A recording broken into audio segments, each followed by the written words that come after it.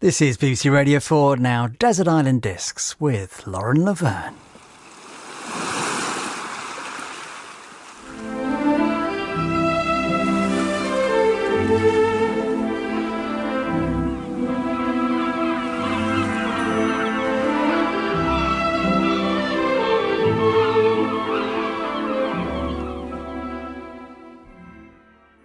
My castaway this week is the actor Jamie Dornan. He was born in Hollywood, the Belfast one, but his career has taken him to the more famous one, first as an internationally successful model and then as one of the most in-demand actors of his generation.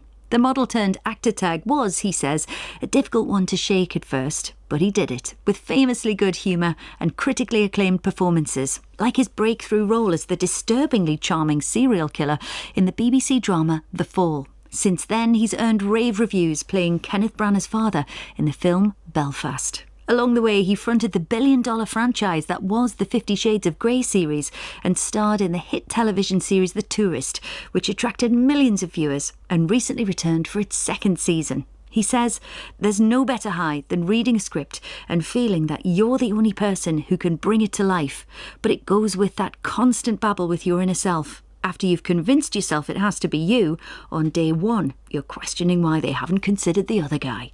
Jamie Dornan, welcome to Desert Island Discs. Thank you very much for having me. So let's start with that challenge then of getting out of your head and into the role. There's a balance to strike for actors between the preparation and then the play, you know, getting ready for a part and then being spontaneous and open on set.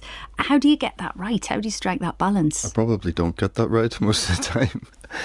I think you need a huge amount of confidence and self-belief to be an actor and to perform in front of anybody. And often I find actors are the most riddled with self-doubt and self-loathing. So I think there's always this aspect of having to overcome something, but not overcome it so much that you have total comfort. I think you need to always be slightly afraid when you step on a set. That discomfort can be when you're portraying an uncomfortable situation, but that discomfort can also be when you're portraying confidence. I'm probably most uncomfortable playing comfortable. Can you give us an example of when you've found that discomfort in a role and it's really worked for you? Probably the opposite. You know, I have to say with The Fall, I felt uncomfortable with the idea of playing someone so heinous.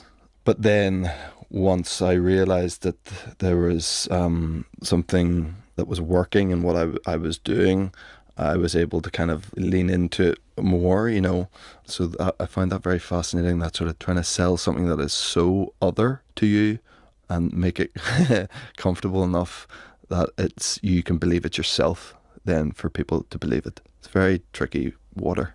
You said actors that you meet are very often riddled with self-doubt. Mm-hmm. You know I'm going to have to ask you, are you? Massively. Do you know what I mean? I'm pretty good at convincing myself and backing myself, and I do think that can get you pretty far. You know, I'm happier with my self-doubt because it always gives you something to try to prove. Well, you have nothing to prove here on the island, Jamie. Let's get going with your music choices, shall we? What's disc number one? If you're from where I'm from and you grew up in Belfast, whether you want it or not, Van Morrison is inserted into your soul at birth. I love him. I just love him. And I picked Caravan because I think it sort of encompasses the sort of joy of his music, the camaraderie and sort of family idea of his music and love. God, he sings about love like no one else. And the caravan is on its way. I can hear the merry gypsy play. Mama, mama, I look at Amaru. She's there playing with the radio.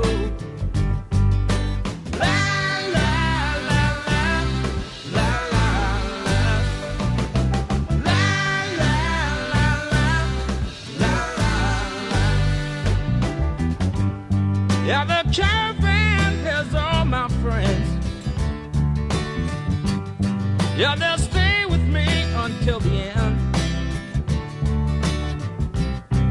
Gypsy Robin, and sweet Albert Road.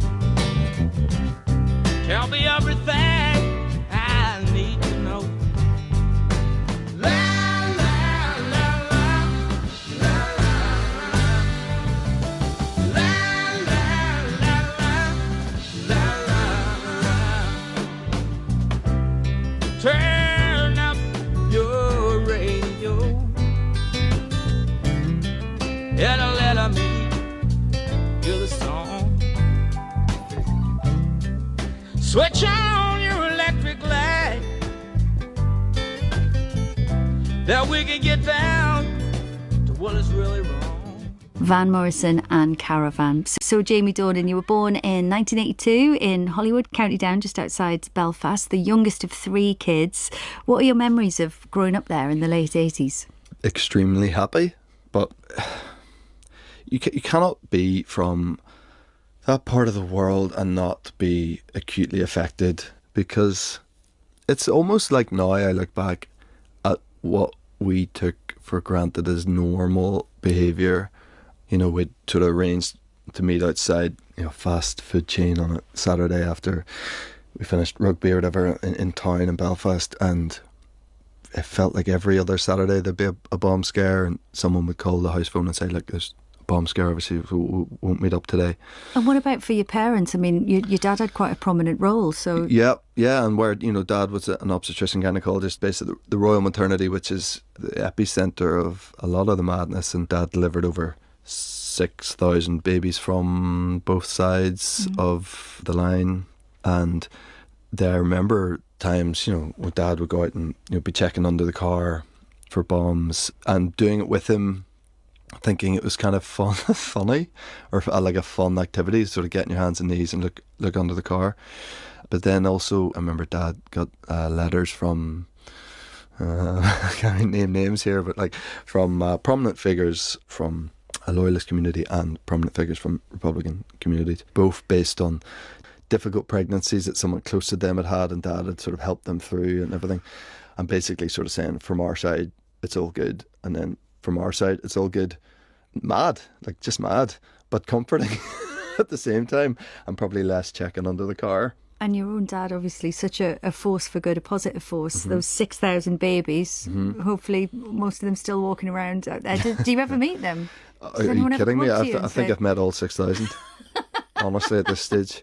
The amount of times people come up to me if I'm at home and I'm like, here we go. They'll say something nice about whatever film I've had just come out or whatever. They, can I just say? And I say, yeah, go. Oh, here we go.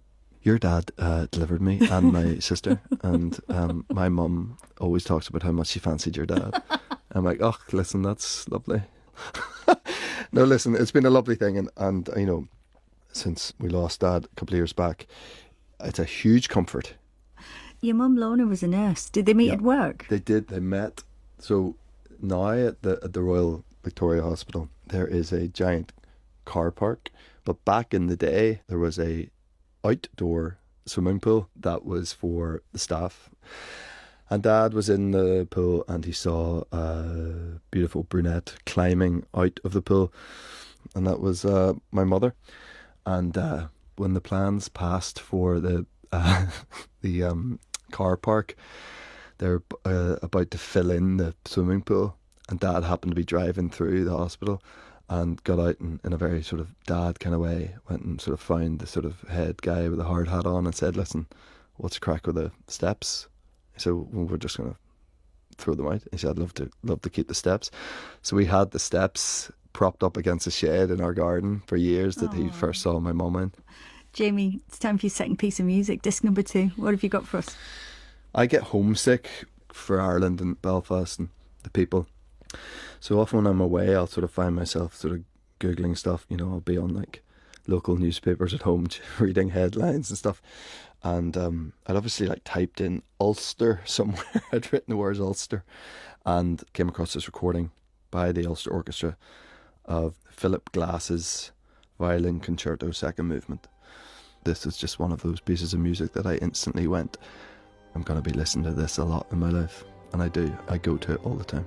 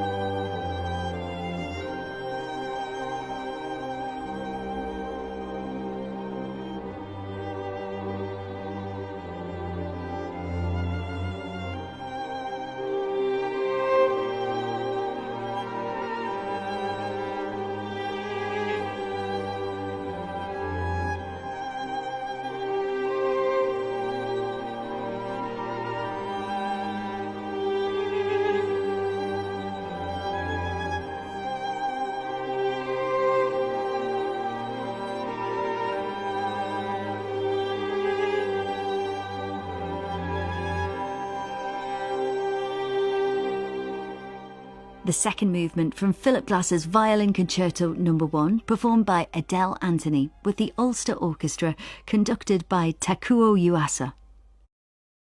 Jamie Dornan, I think an early dramatic highlight for you was a fairly spectacular performance as Widow Twankey in the school panto. You were 10, and how did you approach the role? We had an amazing cleaner called Nellie Morgan, who was a formidable woman. Now, she lived in a place called Short Strand, a very infamous part of Belfast because it is a sort of nationalist Republican estate right on the edge of East, very predominantly loyalist part of East Belfast.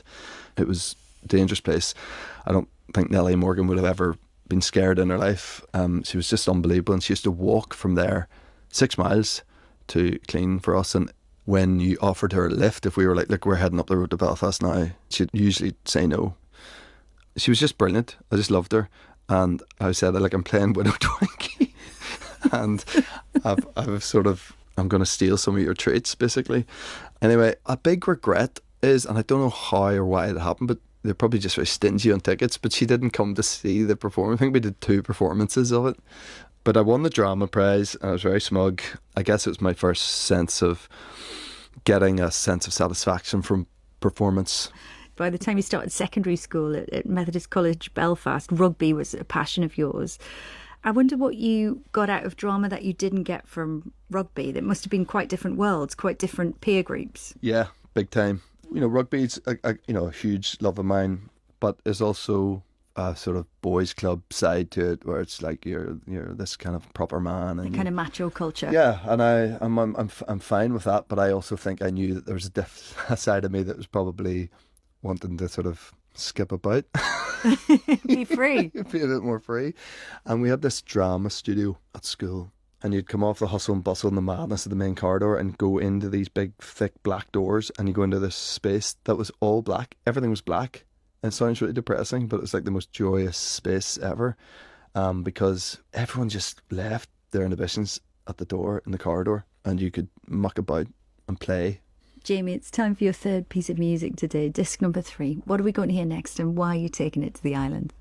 Sigur are amazing, and 3 of my best friends and I went to Latitute Festival, and we started wandering our way down to the main stage where Sigur are playing. I will say that we were sort of suitably influenced is probably about as good a way of saying the sort of our state that we were in.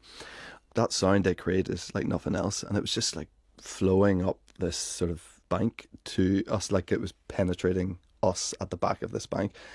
And the 4 of us sort of looked at each other and went, let's just lie down right here. And Hoppipolla, I probably butchered that, literally started as our sort of bums hit the floor and we lay down. And we didn't speak to each other. Occasionally one of us would turn around and look at each other in the eyes. We were all just acutely aware of like how special this sort of moment was, and that we were getting to share this together.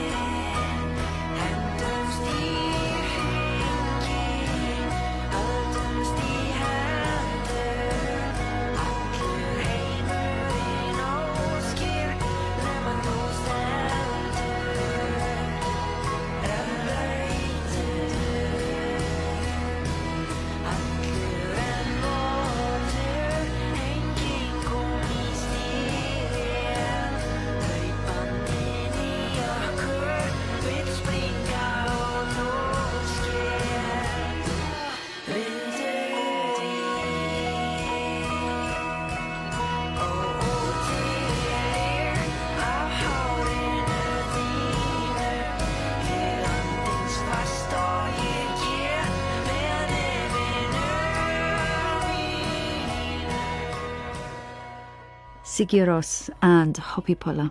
Jamie Dornan, When you were just 14, your mother Lorna was diagnosed with cancer and was told it was inoperable. It must have been an unimaginably difficult time for your family. You were so young. I wonder whether you knew how serious it was from the beginning. I don't know if I know how I felt in a weird way, because it was such a. I would say I was a very young 14-year-old. I will never forget where I was. I just finished playing rugby actually at Purry Park, which is the playing fields of my old school in Methody, and I got in the car, and I knew Mum had been going in to the hospital that day for tests and stuff, but I didn't quite know what the crack was with any of us. And Dad told me there and then, before we even turned the engine on, that she wasn't going to survive. I think that was the only way. I'm really glad Dad told me that way. I don't think it would have been right to say, but look, hey, we're all going to think positive thoughts, and and we'll be praying every night, and we weren't a religious family by any stretch at all, so I'm sort of thankful that it was told to me straight like that. Yeah, it's a funny thing, like I wish, and I sometimes feel guilty saying this, but there's a lot that I don't remember about her. Because you didn't know you had to. You were just being a kid. I guess so. You're not expecting any of that to be taken away. Yeah. What kind of support did the family give you after you lost your mum? Amazing. Both my sisters are amazing people. Yeah, I definitely felt that. I felt that love and support. My dad, I remember saying, can't let this be the thing that defines us. And I really grateful for those words. And what did they do for you? I don't know. It was like trying to say that, like, you can live a fulfilled and positive and happy life still. Now, that doesn't lessen the impact of losing Mum or anything, but I guess it was just to give us, Dad sort of giving us the okay that, like, it's okay to see happiness in your future. And I would then the next summer, a very other tragic thing happened in my life, and 4 of my mates were killed in a car crash. And in many ways that had a bigger impact on me. Whereas with Mum, there's an inevitability about it. With the boys, it was just total shock and denial. Yeah, I remember distinctly thinking, like, going through all this now, this will probably toughen me up a fair bit, like, when I get older, because I haven't had a great couple of years with this stuff. Jamie, let's have your next piece of music. It's your 4th choice today. What's it going to be? I think I heard this song for the first time. In my head, it was like the first time my sisters and I and our dad were together since finding out that Mum wasn't going to make it. And also in my head, we were sort of like sat around the record player as this song played. I remember just thinking, this has been written for us. And then subsequently, the same song then came on the radio one evening when I was driving round Belfast with Trev, who's one of my best mates. And we just looked at each other and started singing it. And it's really hard to sing. And we tried to stay in tune with the boys. I was sort of cry laughing my whole way through it. So it's sort of double meaning for me. This is Bridge Over Troubled Water by Simon and Garfunkel.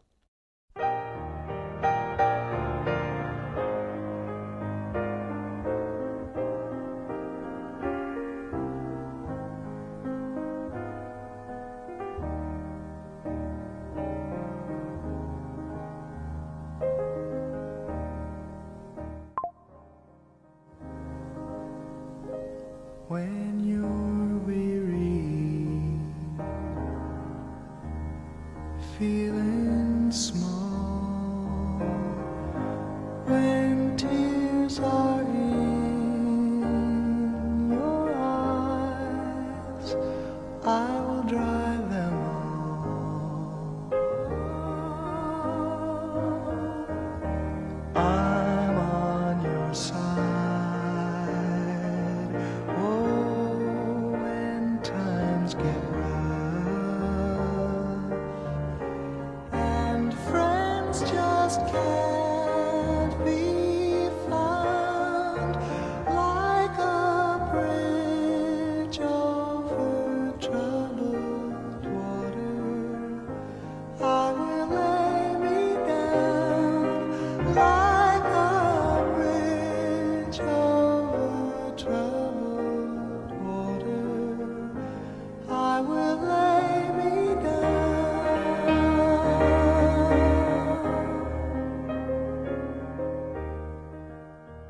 Simon and Garfunkel, Bridge Over Troubled Water.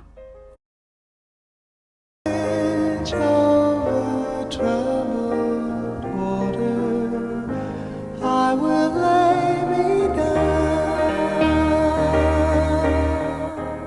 Simon and Garfunkel, Bridge Over Troubled Water.